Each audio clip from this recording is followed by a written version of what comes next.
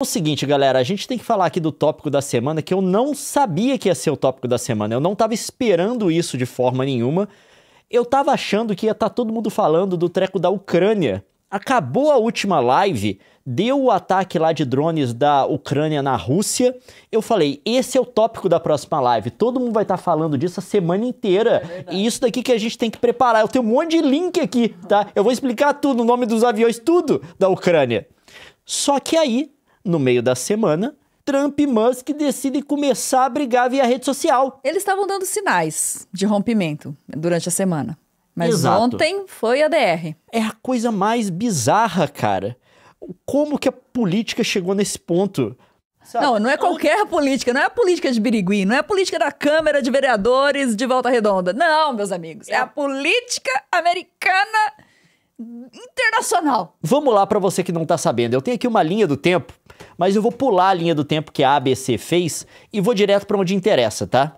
Aqui a gente sabe que no começo o Trump começou a apoiar o Musk começou a apoiar o Trump, né? O Musk, que é o CEO da Tesla, da SpaceX, começou a apoiar o Trump, apoiou a campanha dele, doou entre doações para o Trump, entre outras também para o Partido Republicano e de outras formas. Ele gastou 280 bilhões, pelo que se calcula, milhões, perdão. Ele gastou 280 milhões nessa campanha e ajudou, de fato, a eleger o Trump. Não só isso, né? Porque com a influência dele, meio que rola uma intimidação, né? Não, com a influência dele, rola uma intimidação principalmente dos congressistas republicanos. Porque agora, se um congressista deixar de apoiar o Trump, pelo menos era assim que estava na lógica antes, ele ia ter que encarar o bolso do Musk na próxima eleição de dentro do partido, que eles chamam de primárias, que decide o candidato do partido, quando ele fosse concorrer de novo. Ele podia ser, como é que chama aqui? De primariado, que é basicamente quando alguém investe num candidato que é oposição para você dentro do seu partido e na eleição do partido, antes da eleição geral que você concorre com um democrata, você pode perder a eleição e o candidato do seu partido vai ser outro e você tá fora. Você nem concorre. Exato. Aí, a gente vai pular direto para isso daqui, ó, para 31 de maio. Porque aconteceu coisas dentro do governo e também nas empresas do Musk, né? As empresas deles estavam sofrendo, ele estava sofrendo pressão para deixar de atuar dentro do governo americano e se focar nas empresas dele, porque o Trump tinha criado um departamento só para ele, que era o DOGE, né? Que é o Departamento de Eficiência Governamental, que ele estava usando aí para demitir um monte de gente, reduzir gastos de governo. Era um departamento voltado para reduzir gastos. E aí ele anunciou no dia 30 que ele ia sair do governo. E o Trump fez uma cerimônia na Casa Branca com ele, coisa do tipo, e deu até uma chave para ele e tal, uma comemorativa. Parecia que ele estava saindo da Casa Branca em bons termos, embora em todo o backstage, tá? Toda a conversa de bastidor que estava rolando, parecia que ele tinha entrado em conflito com o pessoal do gabinete do Trump pesadíssimo. Tem até relatos de briga de grito dele com outro cara. Tem gente que... alguns relatos que eu talvez seja exagero, que os negócios quase chegando às vias de fato. Então, rolou briga de fato e meio que ele começou a ser puxado para fora, juntando com a pressão que ele estava sofrendo por conta da performance da Tesla, da SpaceX, ele decidiu sair. Ele perdeu muito também de imagem, né? Ele foi apontado... A frase do Bill Gates foi repetida, eu vi vários noticiários repetindo essa nova marca dele, né? O homem mais rico do mundo, responsável pela morte das crianças mais pobres do mundo, porque ele esteve à frente da decisão de cortar verba da USAID, que era o principal... uma organização dentro do governo americano que é responsável por distribuir ajuda humanitária, E ele foi um dos principais alvos desse desmonte que ele fez, essa economia de recursos do governo. E, de fato, isso condena várias pessoas à morte. Tem pessoas assim, tem crianças, tá? Já tem números de mortos. E tudo que você tirando esses suportes em vários países muito pobres, as pessoas vão morrer. Agora, continuando. Ele saiu do governo e aí começou a briga. O início da briga não citava o nome do Trump. Primeiro, ele fez uma crítica meio que velada numa entrevista à Big Beautiful Bill, que é a atual lei orçamentária que eles estão discutindo, tá?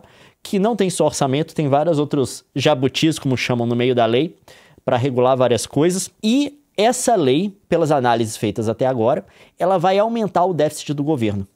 Na verdade, o Trump entra como governo conservador e essa lei orçamentária que ele quer aprovar, esse orçamento que ele quer aprovar, perdão, vai aumentar o déficit do governo americano. Ele não vai diminuir, que normalmente é a posição conservadora, tá? O conservador é aquele mais conservador, pelo menos no sentido americano, é o conservador fiscal conservative, que eles chamam, né? Que é a posição republicana, que é o conservador fiscal, que é aquela pessoa que quer regular as contas do governo, normalmente com corte de gastos, sem ter que aumentar imposto, de preferência. E o orçamento que ele está tentando aprovar vai aumentar, mas ele vai aumentar de um jeito extremamente danoso. Por quê? Porque ele vai aumentar fazendo corte para gastos sociais, principalmente por os gastos de auxílio de saúde do governo americano, que nos Estados Unidos é uma coisa muito importante, porque nos Estados Unidos não tem saúde universal, pública. Então tem muita gente que depende da ajuda do governo para poder pagar pela saúde privada. Ele vai cortar a assistência social e ainda assim vai aumentar o gasto. Ou vai aumentar o déficit, pelo menos, não o gasto direto. Por quê? Porque ele quer aumentar o corte de impostos, principalmente para pessoas mais ricas. Tem todo um estudo em cima disso. Eu não trabalho com análise orçamentária, então você pode dar uma olhada aí na internet, mas é isso que eu consegui entender.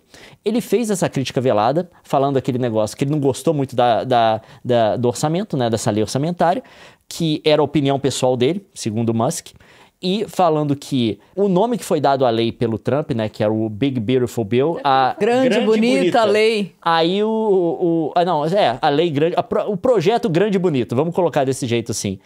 Aí o Musk respondeu falando, o projeto pode ser bonito, ele pode ser grande, não os dois, porque ele discordava com esse aumento de gastos. Lembrando que ele entrou no governo com o Dodge para poder reduzir os gastos do governo. E essa lei orçamentária do Trump... A pretexto de, né? Vai aumentar o déficit. Mas aí, depois que ele saiu do governo, um dia ele deu uma louca. Deu uma louca nele. Essa primeira crítica foi velada. Depois, a coisa mudou. Mas percebam que aqui não tem o nome do Trump ainda, tá? Ele começou. Isso no dia 3.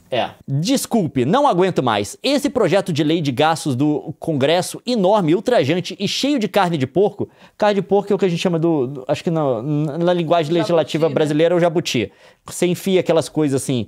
Para ser aprovado no pacote. Exato. Tipo, uma das provisões, apesar de ser um projeto para lei orçamentária, uma das provisões era que proibia por 10 anos os governos regionais dos Estados Unidos, né, estaduais, de regular a inteligência artificial. Só poderia ser feito pelo governo federal. Isso é um jabuti. Você pega numa lei que é de orçamento, você enfia um treco lá dentro, é o que eles chamam de carne de porco. Continuando. É uma abominação repugnante. Que vergonha para quem votou a favor. Porque ela passou na Casa dos Representantes dos Estados Unidos, que é o equivalente à nossa Câmara dos Deputados. Ela foi enviada agora para o Senado. Vocês sabem que erraram, vocês sabem disso. Aí essa foi uma crítica muito contundente para essa lei orçamentária, ou esse projeto de gastos, o jeito que você quiser chamar, e pegou mal. Pegou mal pra caramba, porque apesar dele não ter citado o nome do Trump... A lei dele. É um projeto do governo, tá? É um projeto do governo. E aí, logo depois disso, se eu não estiver perdendo aqui a minha timeline, o Trump, durante uma reunião com um chanceler alemão, coitado, ele tá aqui, fizeram a pergunta para ele em relação ao Musk. Aí ele falou que, de fato, ele estava muito desapontado com ele, coisa do tipo, e deu umas zingas nele, assim, né? Umas cutucadas. Aparentemente, ele fez referência ao fato de que o Musk pode estar se opondo a essa lei, porque essa lei reduz ou elimina, se eu não me engano, os subsídios que o governo dá para carros elétricos. Por quê? O Musk, ele é CEO da Tesla. Tesla, que é uma empresa que depende muito do governo americano, dos subsídios do governo americano para ser lucrativa. É uma empresa que existe e tem vencido, né, pelo menos no mercado agora, no sentido de conseguir existir, porque o governo americano decidiu, pelo volume de subsídio que dá, tá? E pela legislação que implementou. E o Musk tem outros problemas também, porque negócios dele como a SpaceX dependem muito de contratos governamentais também. Então, o Trump meio que fez uma referência a isso, principalmente em relação ao subsídio para carros elétricos. E aí, o Musk deu tilt. Eu vou adiantar tudo aqui porque eu vou chegar no ponto principal, tá? ele começou a criticar o Trump.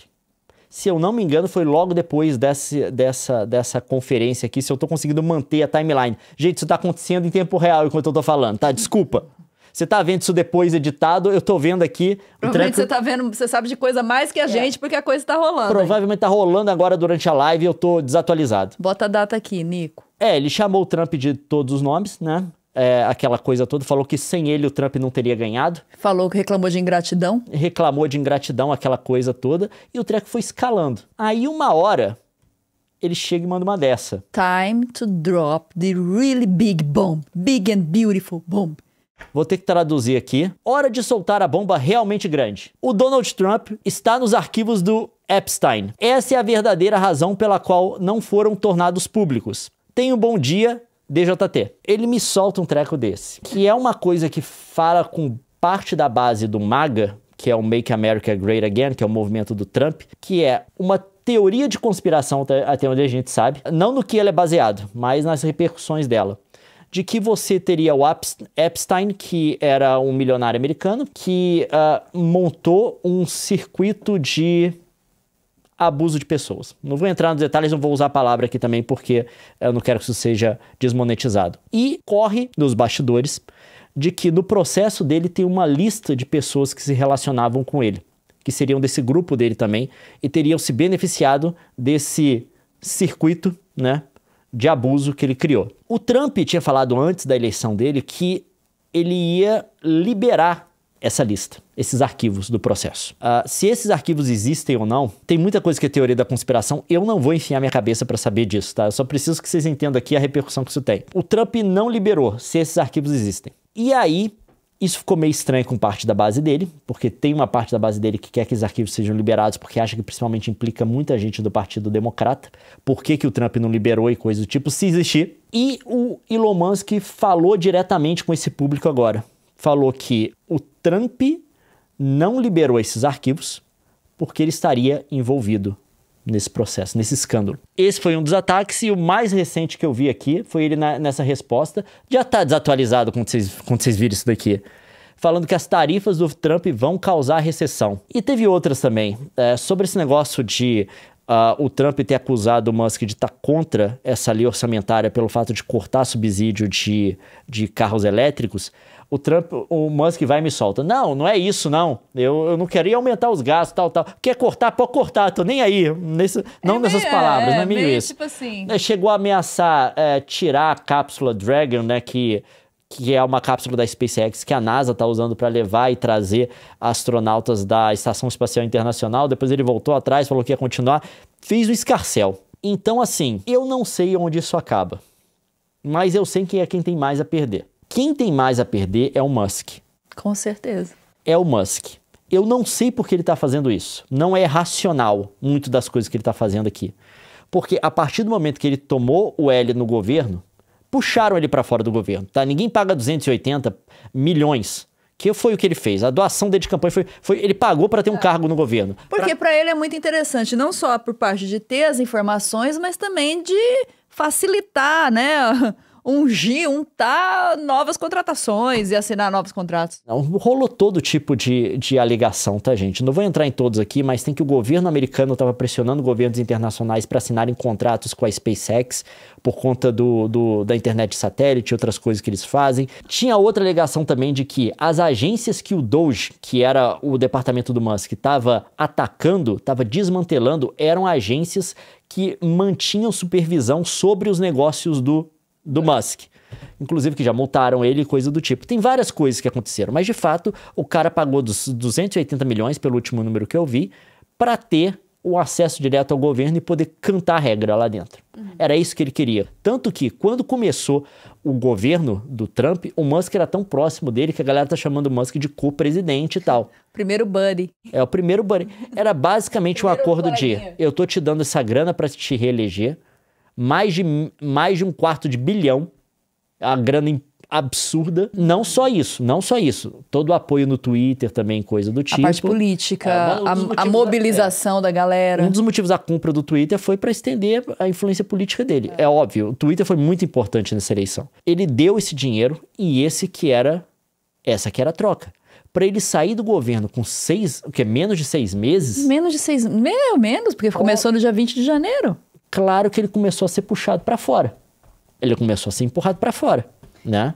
É o seguinte, o Trump tem esse pequeno problema. O Trump tá eleito. Mas nada disso também é uma surpresa, meio que estava esperado. A gente não sabia que ia ser no primeiro semestre, mas se esperava isso já, né? Não é uma novidade. A gente já sabia que esse casamento não ia durar. Não. Mas toda a questão racional para ele é o seguinte, uma vez que ele foi puxado para fora, que ele levou o L, você toma o L. Por quê? O que é L? Perder, lose. Ah, tá. Um L.